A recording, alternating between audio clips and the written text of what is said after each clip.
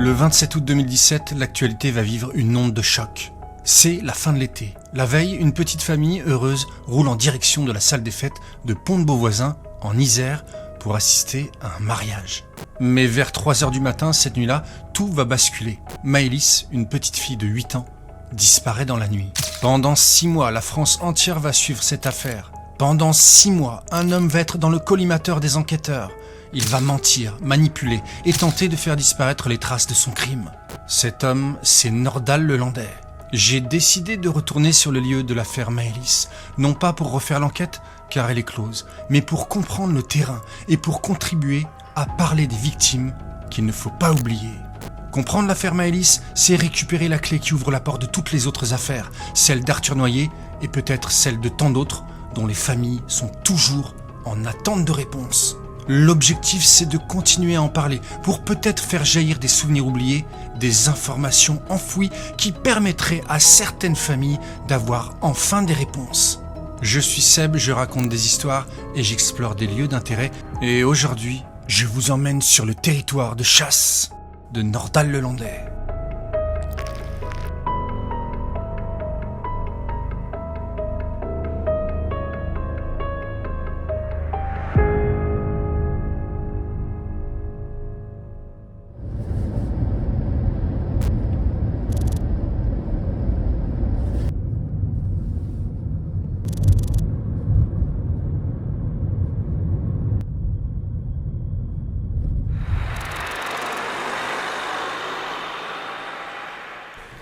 Voilà, je me trouve devant la salle des fêtes où le premier événement s'est passé, où Maëlys a été enlevée.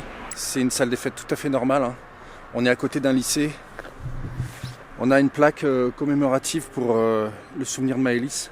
C'est vraiment un endroit, tout ce qu'il y a de plus banal en fait. Il y a une activité autour. On n'imagine même pas que voilà, un drame comme ça puisse exister dans un endroit pareil. Vous voyez, on a le lycée Pravaz juste à côté. Et puis on a Pont-de-Beauvoisin pas très loin, avec le parking où certainement Maëlys a été enlevée. Ça a dû se faire là. Et ensuite, donc du coup, il est parti et il a pris justement cette route que vous voyez là, qu'on va emprunter. À un mariage, on peut pas imaginer qu'un drame comme ça puisse se passer. Un mariage, c'est un événement heureux, c'est pas un événement où une petite fille se fait enlever et va subir des atrocités, quoi. C'est pas possible.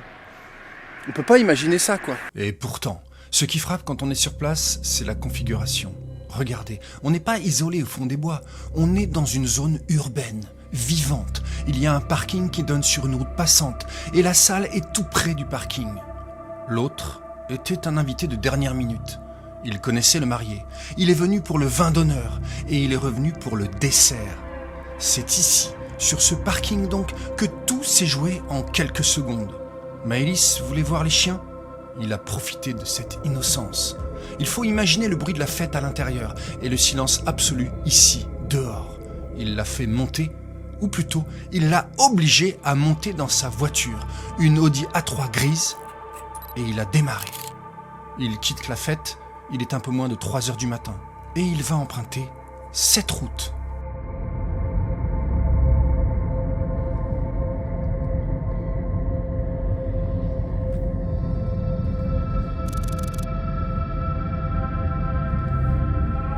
Ok, donc là je vais prendre la route que Lelandais a pris une fois qu'il a enlevé Maëlys. Il va prendre la route pour aller à Pont-de-Beauvoisin et traverser la ville.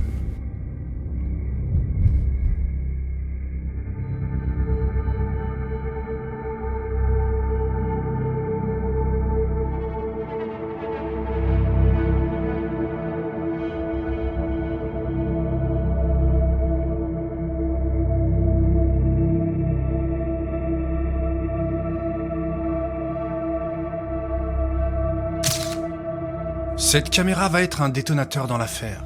Elle va fixer une image que les enquêteurs vont soigneusement analyser. Une forme blanche se trouve sur le siège passager. Elle correspond à la taille d'un enfant de 8 ans et comme par hasard, Maëlys portait une robe blanche lors du mariage. L'Audi A3 grise est passée quelques minutes donc après la disparition sous ces 2 caméras de vidéosurveillance de la commune de Pont-de-Beauvoisin, en Savoie. Et elle va continuer sa course en direction de la zone commerciale. Donc en fait, ce qui a dû se passer, c'est qu'entre la salle des fêtes et le lieu qui est pas très loin de chez lui, où il a déposé le corps de Maëlys, bah, c'est entre ces deux endroits qu'il a dû faire ce qu'il a fait, quoi. On ne sait pas, toujours pas vraiment ce qu'il a fait, il n'a jamais avoué vraiment. Donc voilà, il a déposé le corps de la pauvre Maëlys à un endroit très précis derrière la zone commerciale où il habite un peu en haut de cette zone où je vais vous y emmener. On va suivre le parcours et on va aller identifier ce lieu et après on ira à la station de lavage.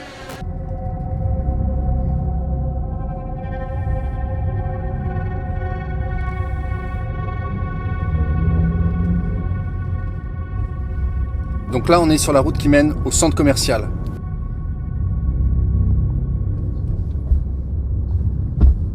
Donc là, il va longer le Game Vert.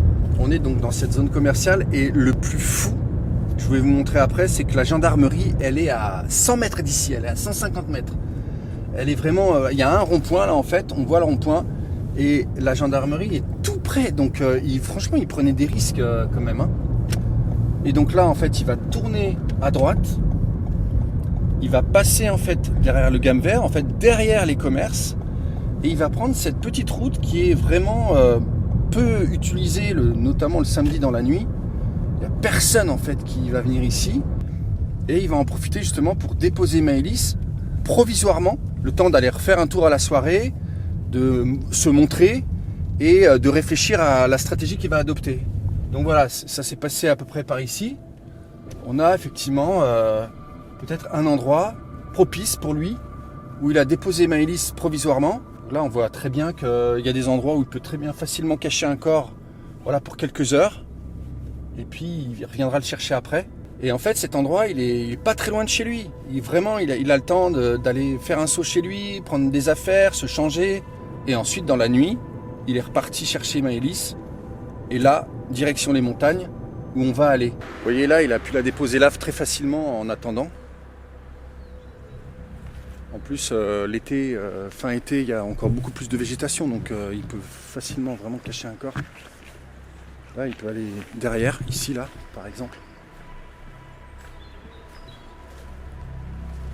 Vous voyez, il descend là, et puis il la dépose en attendant qu'il se change et qu'il essaye de jouer le mec qui sait rien.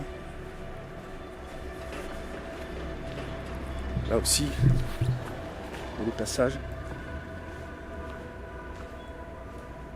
Ah, il y a des gens qui nourrissent des chats ou des chiens. C'est hyper glauque. Vous voyez, on n'est pas très loin de la rivière. Et là, typiquement, il peut déposer Maëlys quelque part là sous un buisson et puis il sait que personne va venir. Et puis ensuite, il vient la chercher après. Maintenant qu'il a déposé le corps de Maëlys, il va pouvoir rentrer chez lui et se changer. Et vous allez voir, c'est vraiment pas très loin du lieu du dépôt du corps de Maëlys.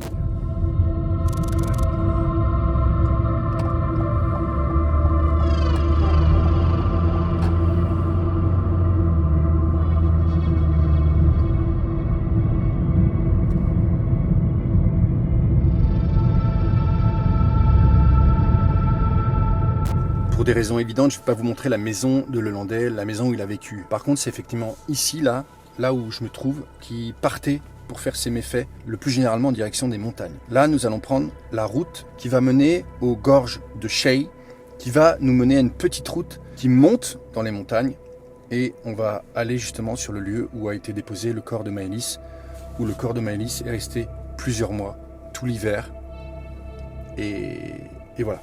Avant de partir pour les montagnes, regardons où se trouve la station de lavage où Lelandais a lavé méticuleusement sa voiture pendant 2 longues heures en utilisant des produits si puissants qu'ils feront vomir les chiens des enquêteurs. Cette station se trouve sur les hauteurs de Pont-de-Beauvoisin, à quelques kilomètres de son domicile.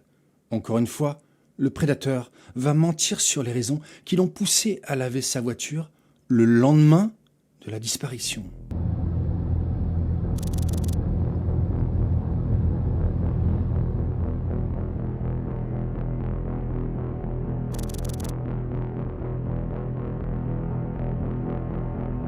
Dès le lendemain, les gendarmes interrogent les invités. Le Landais est suspect. Il s'est absenté pendant la soirée et il a des griffures sur le corps. Il dit qu'il s'est blessé dans les framboisiers. Pourtant, sa mère dira qu'il ne jardinait jamais. Mais ce qui va le trahir, c'est son obsession du nettoyage. Le lendemain du mariage, alors que tout le monde cherche Maëlys, le Landais ne cherche pas. Il nettoie. Il insiste particulièrement sur le coffre et sur le siège côté passager de sa voiture. Il utilise des produits puissants destinés aux jantes pour nettoyer les tissus. Il sait que l'ADN ne ment pas. Il va juste affirmer aux gendarmes qu'il lave sa voiture parce qu'il veut la vendre. Malgré ce nettoyage industriel, les enquêteurs trouveront une microtrace d'ADN de Maëlys sous le tapis du coffre. C'est la preuve scientifique irréfutable qui va le faire tomber. Acculé, il avoue. Il va mettre plusieurs mois à enfin dire où est Maëlys. Une reconstitution est organisée durant la soirée et la nuit du 24 septembre au 25 septembre 2018 dans le secteur de la salle des fêtes, au domicile de sa mère, ainsi que sur le secteur de la zone commerciale. Enfin, il révèle le lieu où il a déposé Maëlys. La route menant au lac d'Aiguebelette est trop touristique, risque de contrôle nocturne de gendarmes. Le Landais préfère passer par les gorges de Cheille.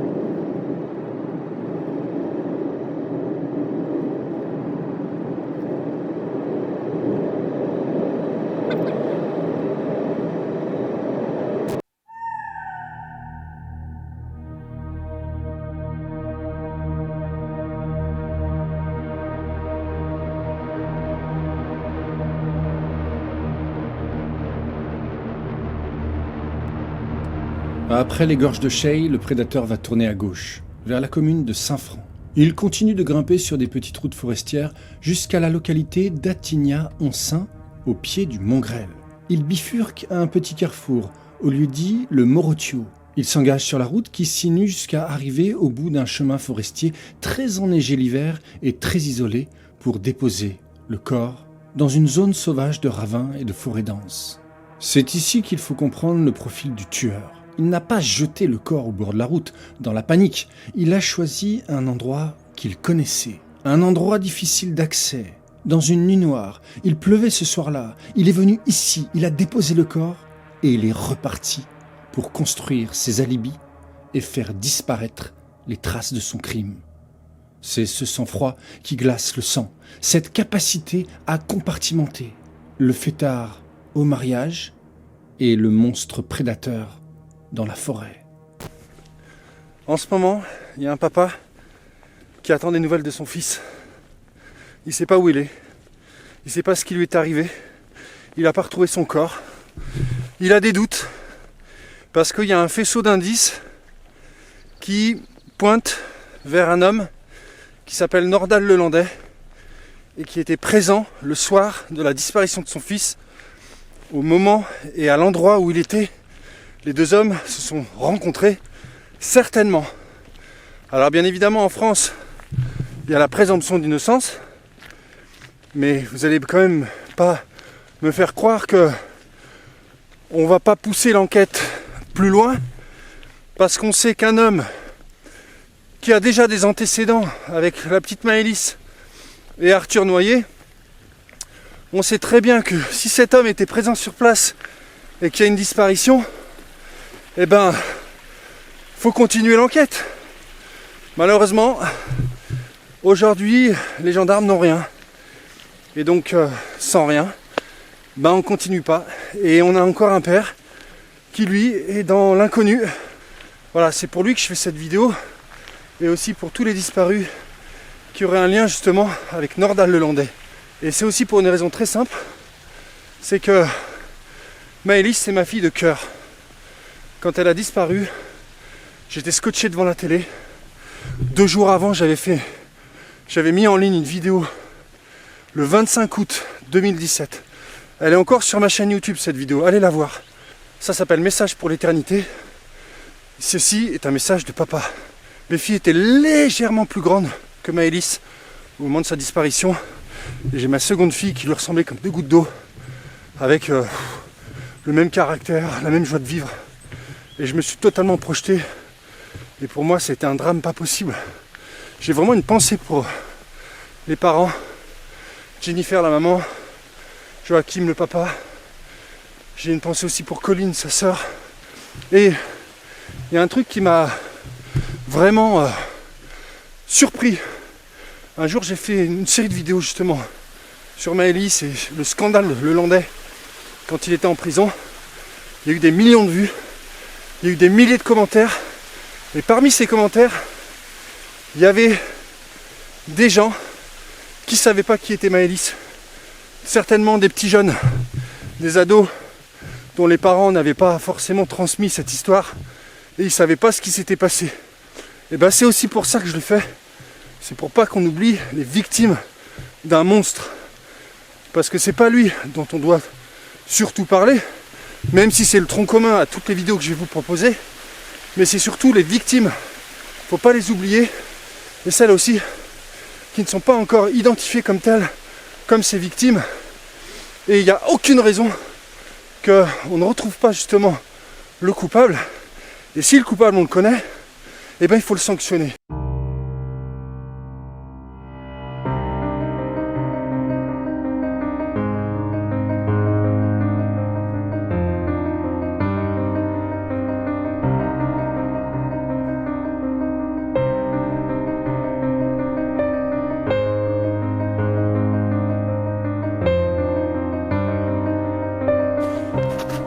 Ça y est, j'arrive vers le lieu où Maëlys s'est reposée pendant 6 mois. Je suis déjà venu ici. Je suis déjà venu il y a 3 ans. Et je voulais déjà vous faire la vidéo sur Maëlys. Mais je savais pas trop comment aborder les choses. On pense à elle, mais on pense surtout à ce qui n'aurait jamais dû arriver. Et pour bien marquer les esprits, je pense qu'il est nécessaire d'en parler. Je sais pas ce que vous en pensez. Mais moi je suis pas du tout pour cacher les choses. Je suis pas pour enfouir tout ça. Alors évidemment ce sont des paroles très personnelles. Et puis je n'ai pas vécu ce qu'ont vécu les parents de Maëlys. On peut me reprocher de ne pas me mettre à leur place. Mais je pense que c'est quand même bien d'en parler. Bien d'évoquer tout ça. Pour pas que ça parte aux oubliettes.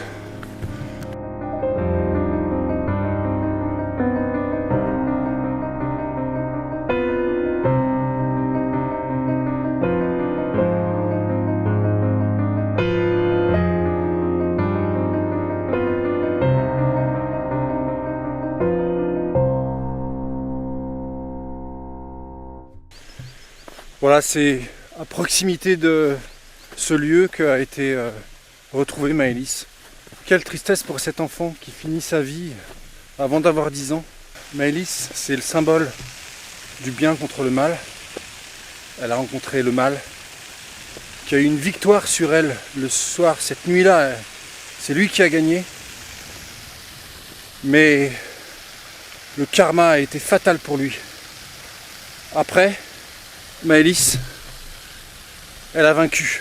Elle a été retrouvée et lui a été enfermé. J'espère pour toujours. Et j'espère qu'il va payer pour d'autres crimes. Parce qu'il n'y a pas de raison. Et Maëlys, aujourd'hui, pour moi, c'est une héroïne. C'est-à-dire qu'elle a stoppé un monstre. Comme dans les Walt Disney. Maëlys, t'aurais pu jouer dans un Walt Disney. T'as stoppé un monstre. C'est sur toi que c'est tombé, ma chérie. Mais grâce à toi que, justement, il ne va plus faire de mal. C'est toujours très émouvant d'en parler. Franchement, c'est tellement injuste, en fait. Tellement injuste.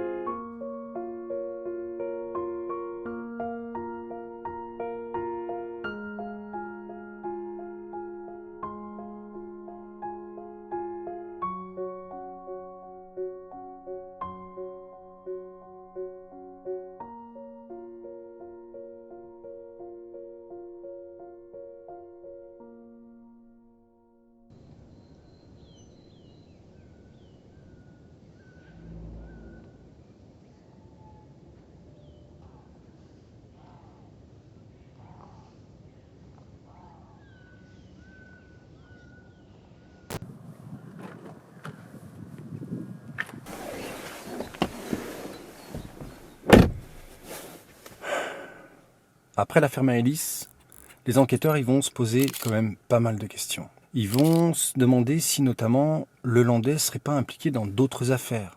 Parce que franchement, son mode opératoire est digne d'un prédateur. C'est pas un coup isolé et les enquêteurs en ont la certitude. Et il va y avoir un coup de tonnerre.